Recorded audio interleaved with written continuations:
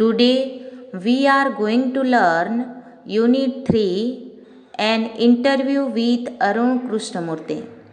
વિદ્યાર્થી મિત્રો, તમે અરુણ કૃષ્ણમૂર્તિ વિશે સાંભળ્યું જ હશે. તો આ અરુણ કૃષ્ણમૂર્તિએ 17 વર્ષની ઉંમરે EFI નામની સંસ્થા સ્થાપી હતી, જેનું ફૂલ ફોર્મ છે એન્વાયરોમેન્ટલિસ્ટ ફાઉન્ડેશન ઓફ ઇન્ડિયા. આ સંસ્થા NGO હતી. NGO means non governmental organization, કે જેમાં ગવર્મેન્ટનો કોઈ સહકાર હોતો નથી. અને આ સંસ્થા એ સામાજિક કલ્યાણ અર્થે ઊભી કરવામાં આવી છે.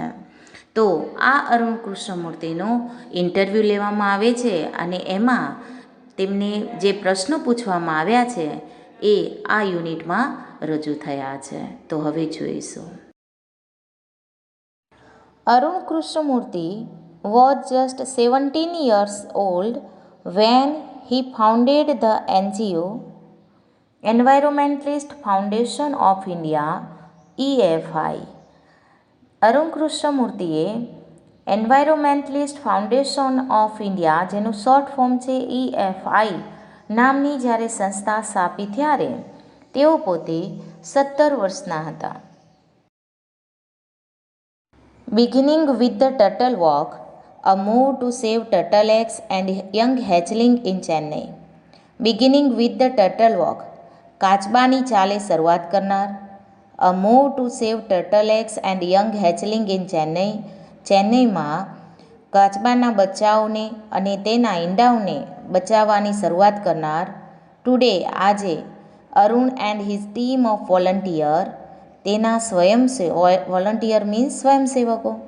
અરુણ અને તેના સ્વયંસેવકોની ટીમ હેવ ક્લીન સાફ કર્યા છે beaches and various water bodies in Chennai, Hyderabad, Delhi, Coimbatore and Puducherry.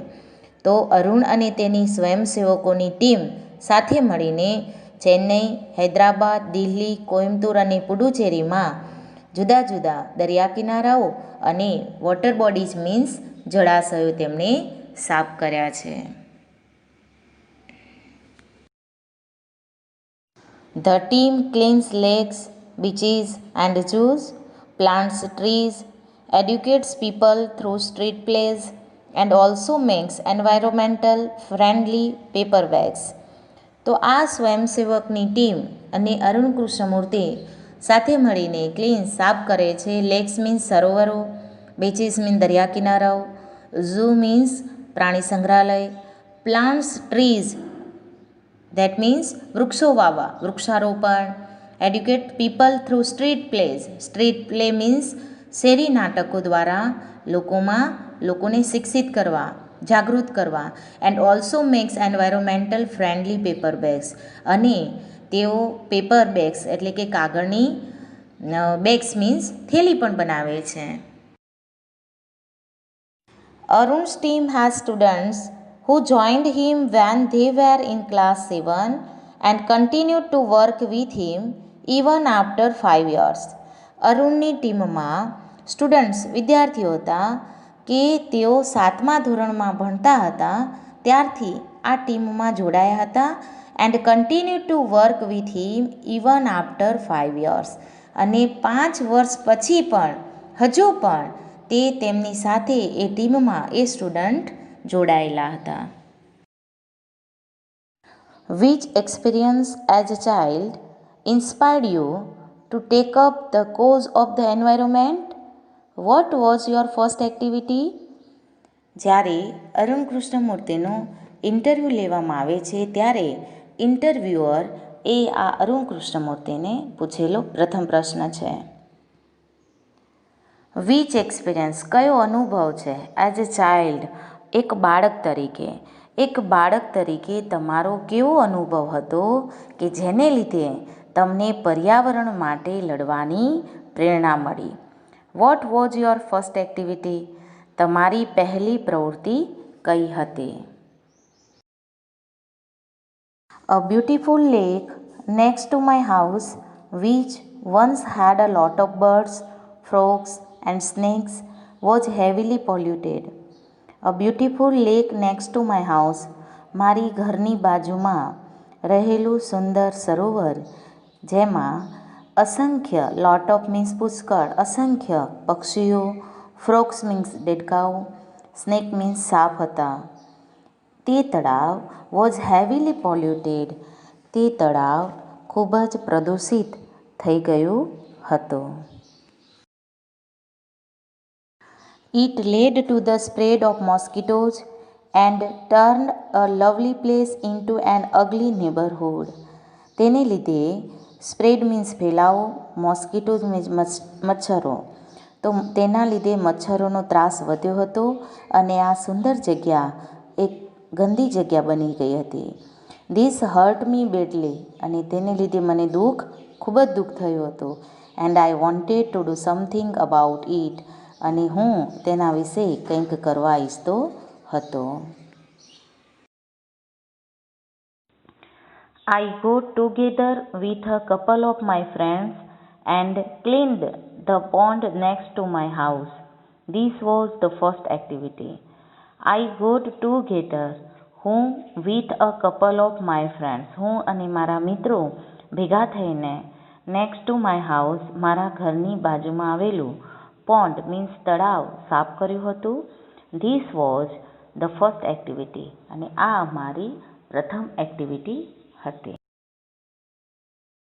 What kind of support did you get from your parents and teachers? Was there any conflict between study time and activism? તો તમારા parents અને teachers તરફથી તમને કેવો support મળ્યો? Was there any conflict between study time and activism? તો તમારા study, અભ્યાસ, શિક્ષણ અને તમારી પ્રવૃત્તિ વચ્ચે કંઈક સંઘર્ષ, કંઈક વિસંગતિ ઊભી થઈ? I have supportive parents who understood that my interest was the environment. Supportive parents means સમર્થન આપનાર પેરેન્ટ્સ, ટેકો આપનાર પેરેન્ટ્સ. તો હંમેશા મને સપોર્ટ આપનાર પેરેન્ટ્સ તે સમજતા હતા કે my interest was the environment. મને પર્યાવરણમાં રસ હતો. They have never stopped me from doing what I want. મને જે ઈચ્છા હતી તે કાર્ય કરવામાં મને ક્યારેય મારા પેરેન્ટ્સે મને રોક્યો નથી. On my part, I also made sure that I did not fail my parents in any way. મેં પણ મારા પેરેન્ટ્સ કોઈ પણ રીતે નિરાશ ન થાય તેની કાળજી લીધી હતી. I always informed them about everything that I did.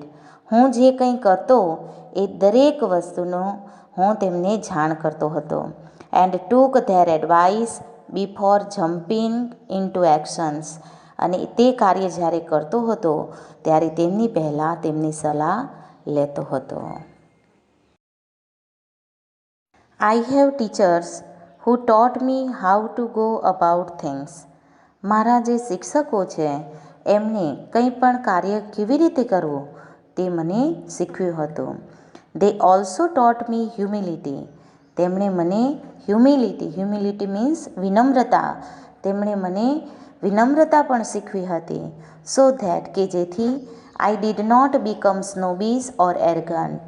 કે જેથી કરીને હું સ્નોબીસ દંભી ન બનું. એરગન્ટ મીન્સ અહંકારી. દંભી કે અહંકારી ન બનું. And start thinking I was a superstar because I was doing all this environmental work.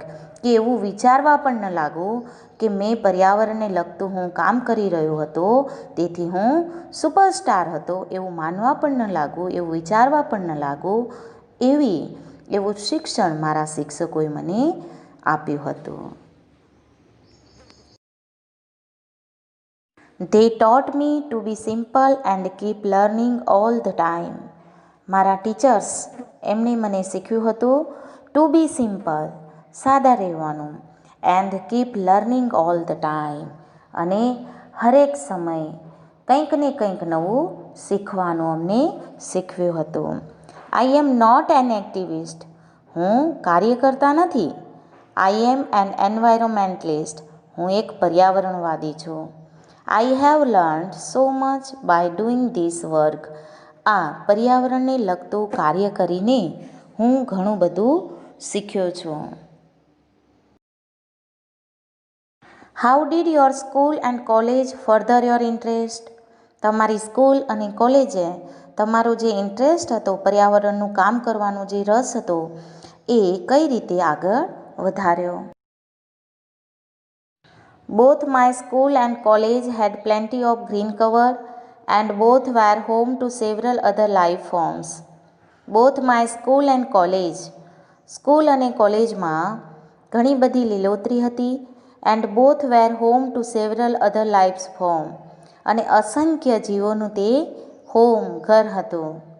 This made me understand their importance, અને આને લીધે મને તેમનું મહત્ત્વ સમજાયું. How beautiful they are and why we need to protect them.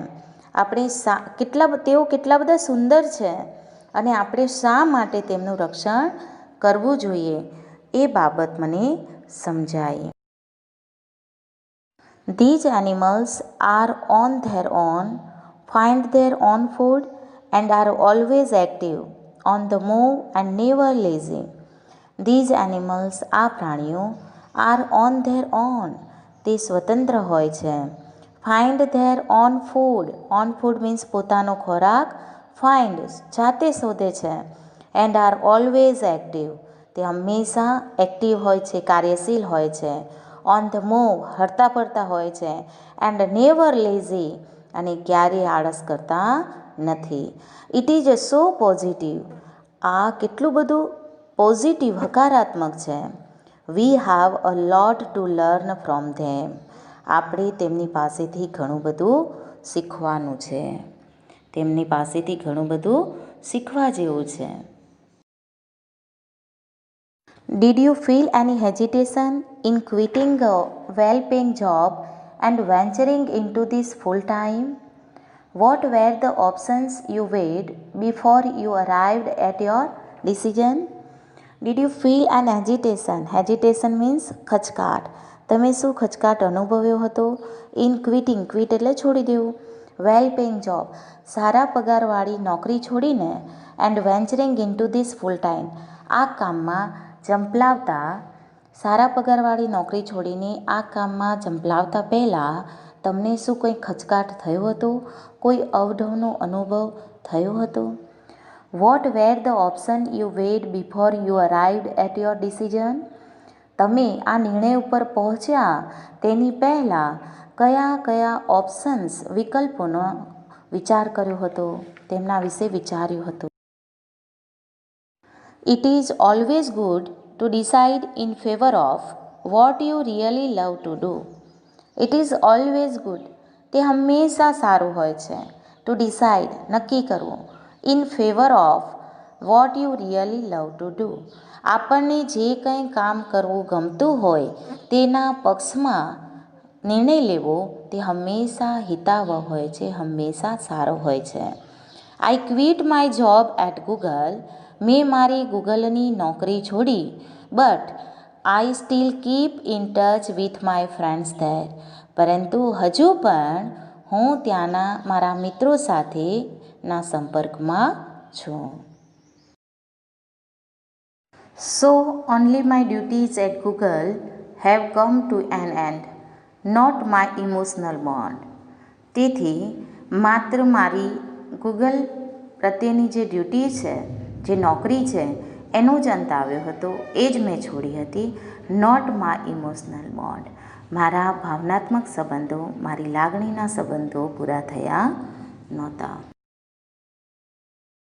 I understood that I had to leave the job at that minute in 2010 or else I would never be daring enough to do so. I understood that, મને સમજાયું કે I had to leave the job at that minute in 2010. 2010ની તે ક્ષણે મને સમજાયું કે મારે નોકરી છોડવી જ છે. Or else, નહીતર I would never be daring enough to do so.